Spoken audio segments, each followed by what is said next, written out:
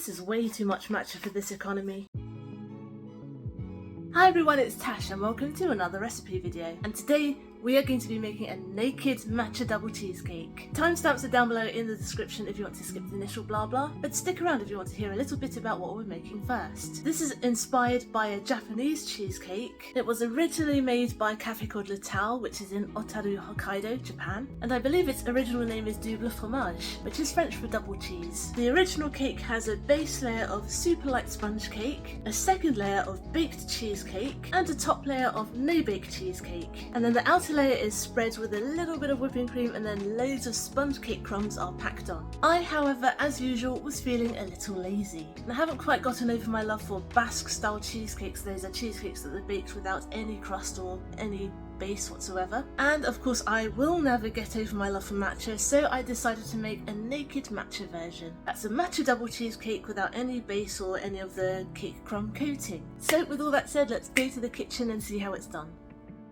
First, let's preheat the oven to 150 degrees C, and yes, that's quite cold for a cake, but we are going to bake it very slowly. Now over here I have prepared a 7-inch springform tin, which I've lightly oiled with vegetable oil, and I've covered the bottom with some non-stick baking paper, and also I've covered the outside with some kitchen foil, because what we're going to do is we're going to pop this in a deep roasting tin like this. And when we're ready to bake our cheesecake, we're going to pour some hot water around it, not until it goes above our foil line, because we want to keep the water out of the tin. And we're going to bake it in a hot water bath, also known as a bain-marie, and this is going to keep the cheesecake really soft and creamy and very delicate. So this is our tin prepared. Now let's whisk up some matcha. I'm going to sift in 2 teaspoonfuls of matcha, just level teaspoonfuls. And we're going to gradually whisk in 80 millilitres of double cream until it's nice and smooth. Due to Tash here, I messed up the order of the ingredients. I'm supposed to add milk first and then the cream. You can see that the mixture is about to get super thick. It was still doable, but it got a little bit messy, so I suggest you add the milk first and then the double cream when you're whisking them into the matcha.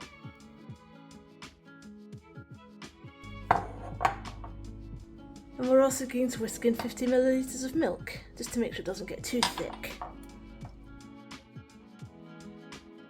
And now we're going to set this aside, and let's bring over a bigger bowl. I'm going to drop in 150 grams of full fat cream cheese, 100 grams of mascarpone, 50 grams of caster sugar, and I'm going to crack an egg in. Let's get in there with our whisk.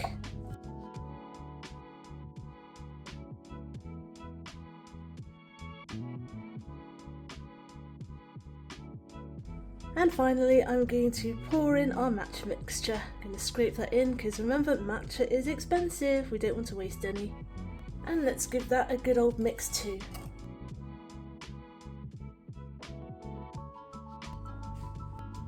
Now I've got to get all of this into here, so into our prepared tin we go.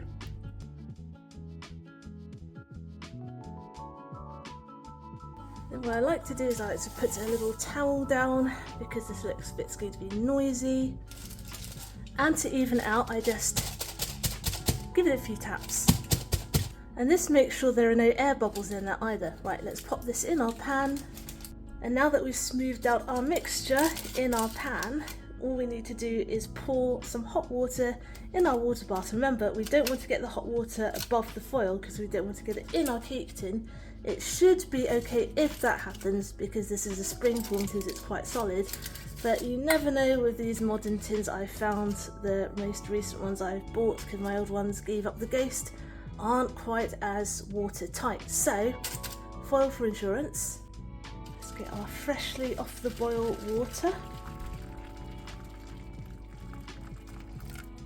I've done it about a third of the way up there, and now we're going to grab oven gloves because remember this is metal, so it's going to be hot now.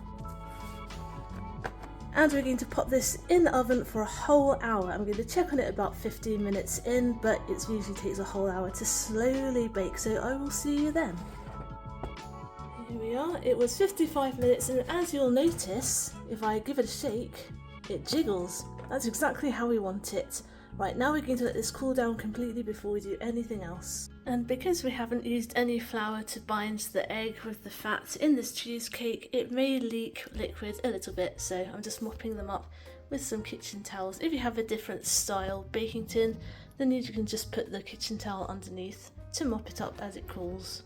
Once our bake layer is completely cool, we're going to do the no bake layer. So here I have about 2 tablespoonfuls of cold water, and I'm going to evenly sprinkle half a teaspoonful of gelatin over the top.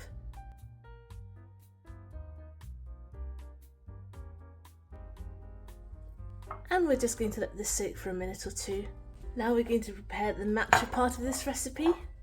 I'm going to sift 1 teaspoonful of matcha into our matcha bowl. And I'm going to do the milk and cream in the correct order this time. So 50 milliliters of milk.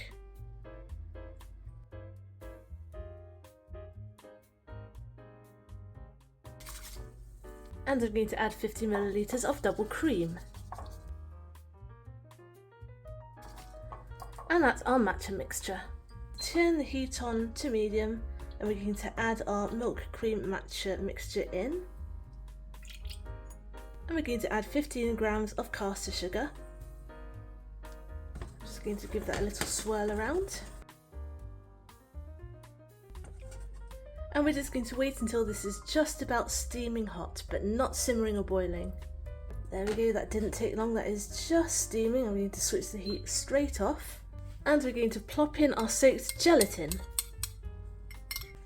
Just going to give this a little swirl until all the gelatin has dissolved. And using the residual heat, let's melt in 100 grams of mascarpone cheese.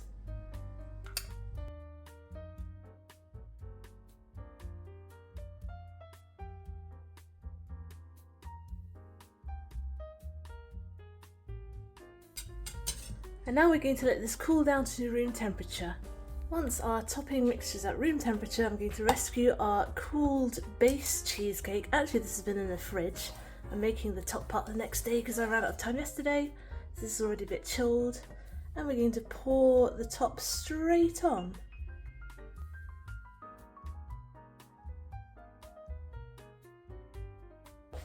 There we go. And now we're going to pop this in the fridge to set for at least 4 hours, but preferably overnight. It's the next day and we're all set. And I've got a knife which I've run under some hot water and then dried to warm it up a bit. We're just going to gently run it around the sides of our cake.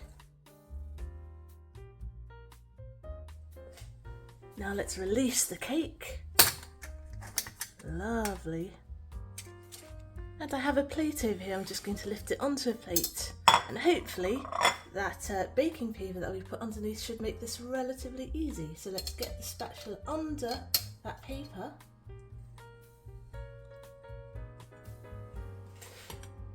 Let's get the tin up here, and we're going to slide it onto our plate. Get rid of our tin. Lovely. And now I just have 150 milliliters of whipped double cream, and I'm just going to pipe some stars on top. That's very handy for covering any raised edges as well.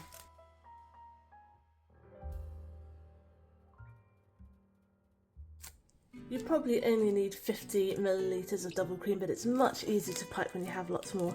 I'm just going to save this for like the tops of my coffees and hot chocolates. She is looking fancy. Look at those lovely layers. Right, I'm going to cut into one now.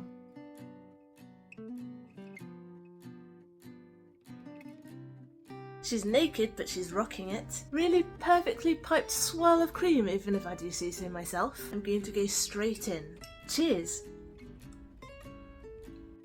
That is superb. Not too sweet, it's the perfect Asian dessert. We've got the dense, creamy, almost moussey baked base because we didn't add any flour to bind it. So it's almost moussey, but still super creamy. And then we have a really smooth, shiny, almost panna cotta-like cheesecake top. So there you go, naked double matcha cheesecake. Thanks for watching. I hope you enjoyed today's recipe video, and I hope you will join me next Wednesday for my next one. Get the full written recipe on my blog tashcakes.com, follow me on Instagram, I'm tashcakes.taste, and find me on TikTok too, I'm tashcakes there too, but my handle is food in slow motion. Subscribe and hit the notification bell if you'd like to see more, give this video a like if you'd like to help other people find it, Comment down below if you'd like me to make anything in particular, and I will see you all next time. Be good, be nice, and have a good week.